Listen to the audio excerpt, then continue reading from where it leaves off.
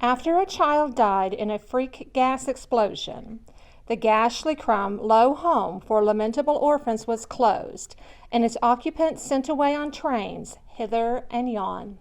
Titus, the dead child, had been Una's best friend. She contemplated his death as she rode a blue train west. He'd been running away from someone, and she had advised him to hide in the recital room, the very space the explosion had blasted to bits. Titus was gone forever, and his death was her fault.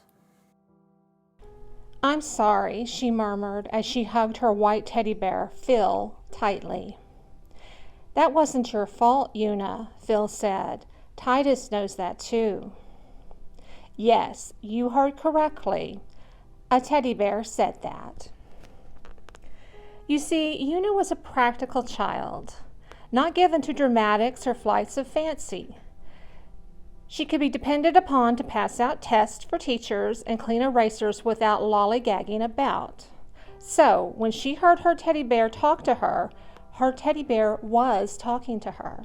Phil had a nice voice. It was soft and soothing, like the voice of a kind adult. He said comforting things, which was nice now that Una's path in life was a path of great uncertainty. Where was the blue train taking her and the other children? Were they going to another orphanage, or to a workhouse or factory? "We just don't know yet," Phil said, "so we might as well enjoy the scenery. Look, a lake." "It's pretty," Una answered. The girl seated next to Una gave her a strange look. No one else could hear Phil's voice. That didn't make his words any less real. The next afternoon, Una learned that the blue train was an orphan train. After traveling from town into the country, the train stopped at station after station.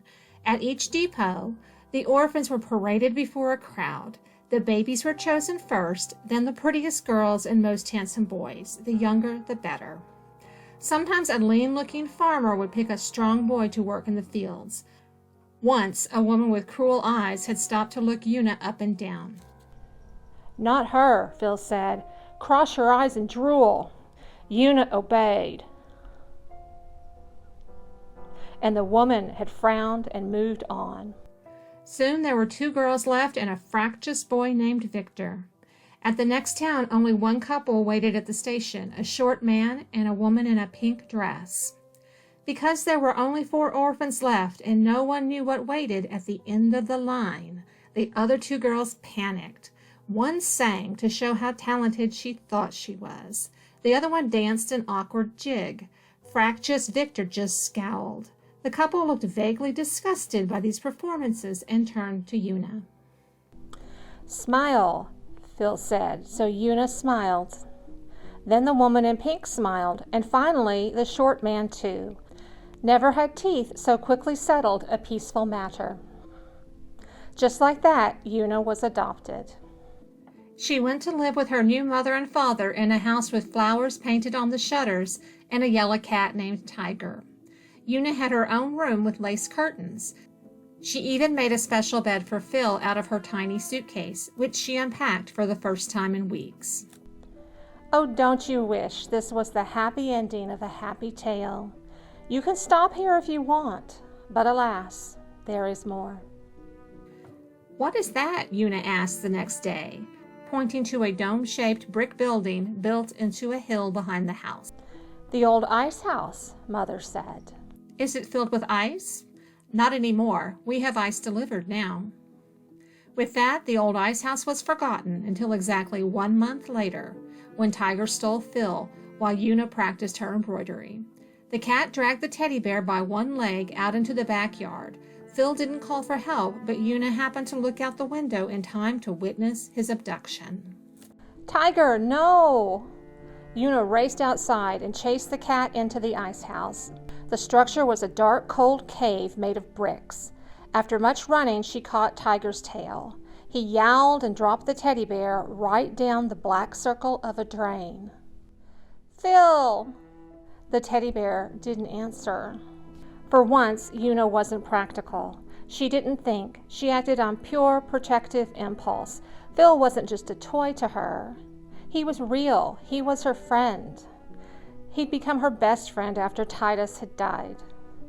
As she leaned down to rescue the bear, she slipped and fell into the drain, consumed by the total darkness. The end.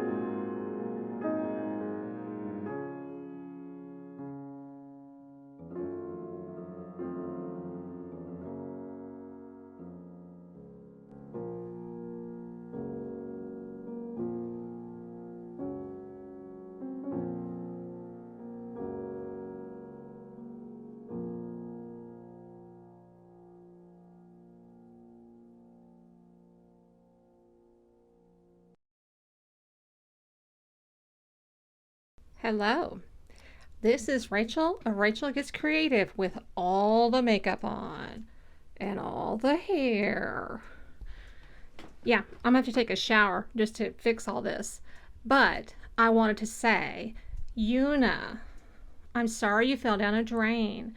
I hope you and Phil are doing well down there with the alligators or whatever. Do you have an alternate theory about why Una fell down a drain? Slipped down a drain. What was that about? Let me know in the comments. Kitty, stop messing with my pumpkin lady. You can't really expect a cat to stop messing with something with feathers on it. That's not fair. It's not fair at all. These have a video, by the way. Okay, so tomorrow is the Victor. And I want to say thank you so much for being here. I appreciate you all so much. This is Rachel again of Rachel Gets Creative. Thank you, and I love ya. Bye. Bye-bye.